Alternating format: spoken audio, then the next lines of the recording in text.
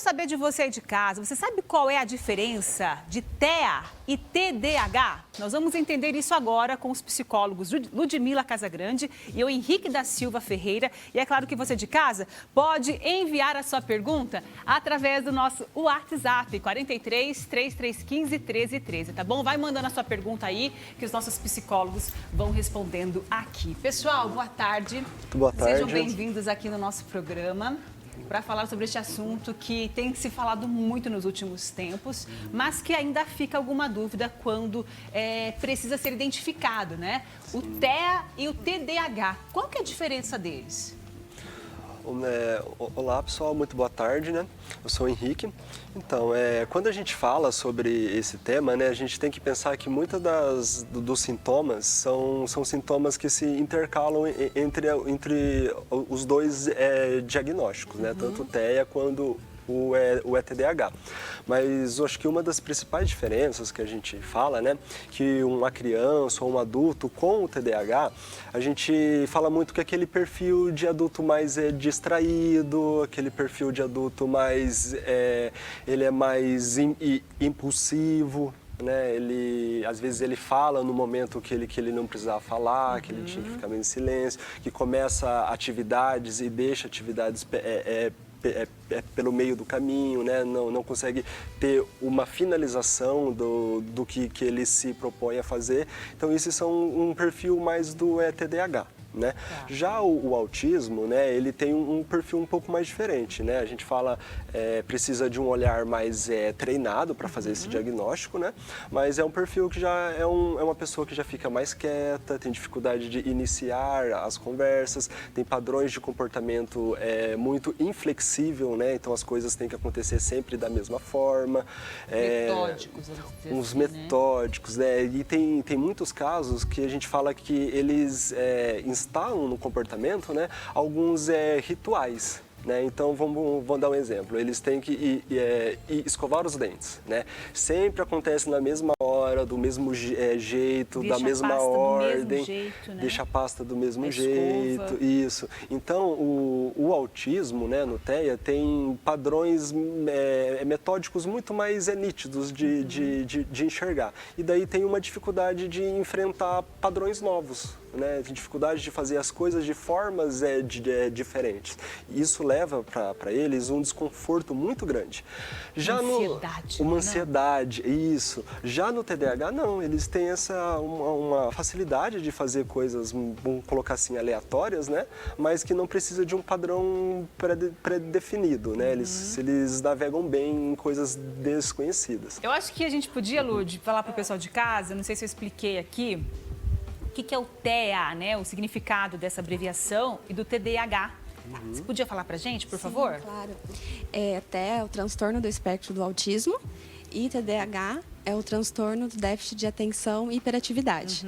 Né? Na infância, eles são bastante parecidos, que têm alguns comportamentos, né? Alguns sintomas, vamos dizer assim, que são parecidos, porém, tem essas diferenças que o Henrique colocou. Né?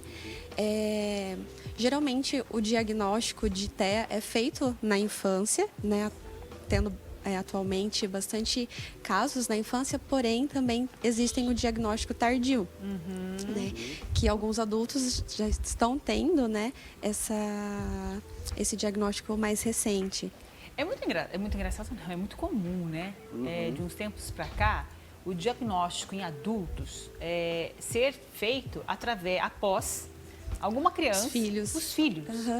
Isso porque tem adultos, gente, se tiver algum adulto que descobriu recentemente, se queira participar com a gente desse bate-papo, tá? Nosso WhatsApp, você já sabe, 43 3315 1313, mande a sua participação aqui. Nós estamos falando sobre TEA e TDAH, falando sobre a diferença, diagnóstico tardio também, que vem através de uma criança, né, do filho, após o diagnóstico.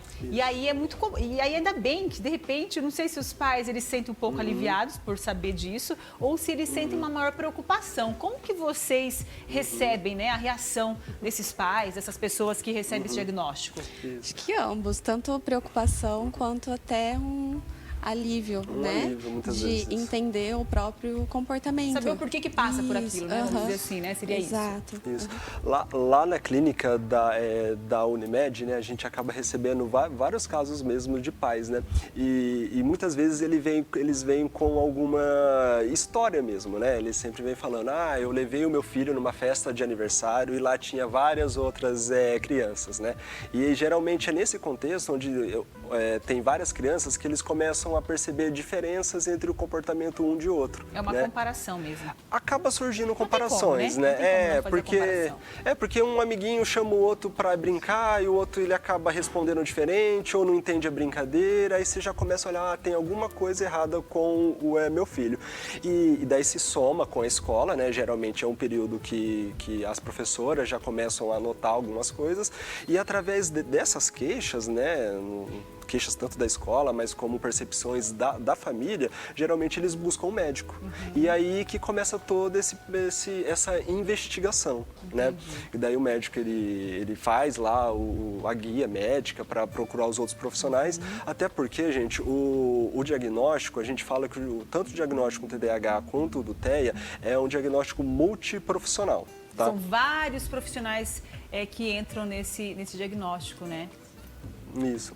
Geralmente tem lá o fonoaudiólogo, tem o terapeuta ocupacional, o psicólogo, né? Tem também educadores físicos, que todos esses profissionais, eles têm o dever de compor o laudo, né? Compor uma avaliação comportamental, que a gente chama, né?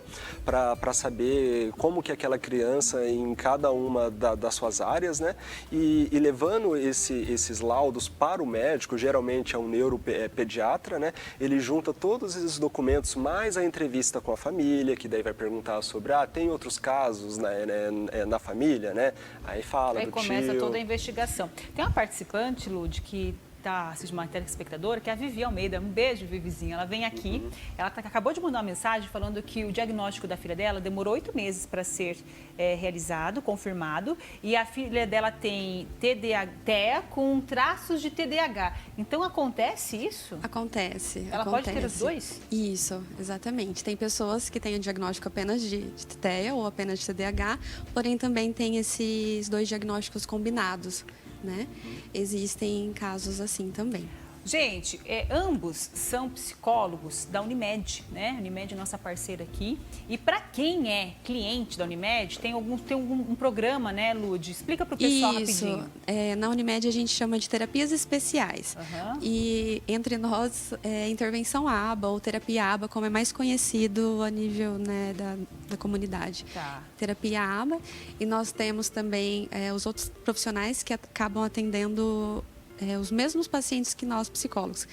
Parceria com a Fono, com a Nutri, com a TO também. É um trabalho em conjunto, toda a nossa equipe. Perfeito. Então, entra lá no Instagram, você que é cliente, né, Unimed, pode contar e tem, né, o TEA, o TDAH, pode contar com esse programa de atendimento também.